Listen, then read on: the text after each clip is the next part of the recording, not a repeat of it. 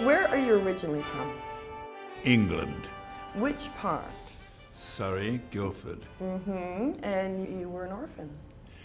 I came to Canada at the first date. I had to be 21 to make my own decisions in those days to leave.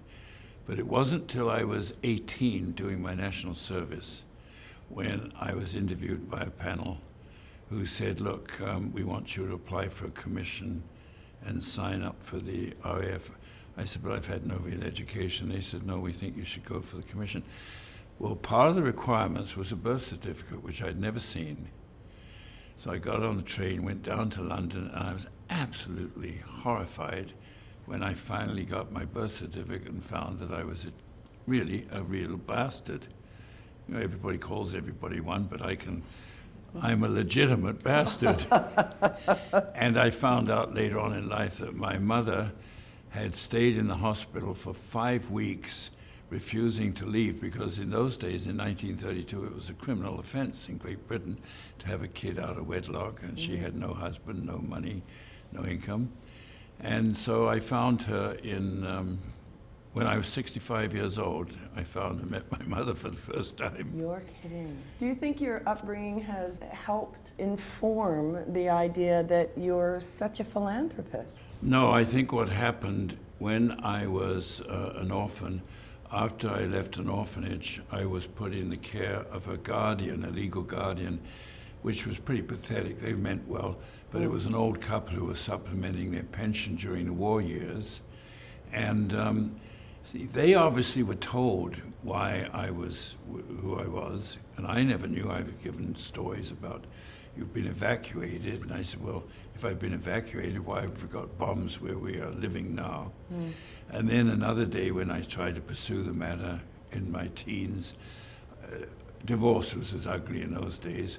It was indicated to me that it may be a divorce and you'll learn more later. And so what I decided, because I was very lonely when I was with the Guardian. In fact, that's where I decided that music was probably the most effective enemy of loneliness, because I had a crystal radio set, couldn't afford anything else, and just to shut myself in my room and play with the copper wire until I got my station that gave me the music. Then, when I was earning my pocket money on weekends, because there was a shortage of staff, everybody had gone to fight the war. The local grocer had me delivering groceries on a bicycle with a basket in front. And he said I did such a good job, he was going to give me a very special weekend. And he and his wife took me to a symphony concert. I couldn't even pronounce the word symphony. I got back to school and I told the boys and the girls in class, I said, I went to whatever it is, I said everybody was playing. And I decided one day I'm going to go to symphony performances. And then I decided I would try and learn the piano. And Miss Baker, who was teaching me, she had a Blutner, and I remember she almost shattered the thing by slamming the lid on my fingers almost, when she said, now you have to bring more money before you have your 4th, 5th, and 6th lesson. I said, I don't have any money right now, Miss Baker. Well, then she said, don't come back. Oh, no. So I thought one day I'm going to help those. As soon as I got into business, I thought I'm going to help those who want to study the arts or want to attend symphonies. Luckily, when I set up business in Victoria in the late 50s, the first really important client to me was a commercial building. And the man said to me, you know, I can give you more business, but my wife wants you to come out and support one of her pet projects. I met the wife. She wanted to know if I'd support the symphony. Well, I went to a symphony performance. I couldn't believe it.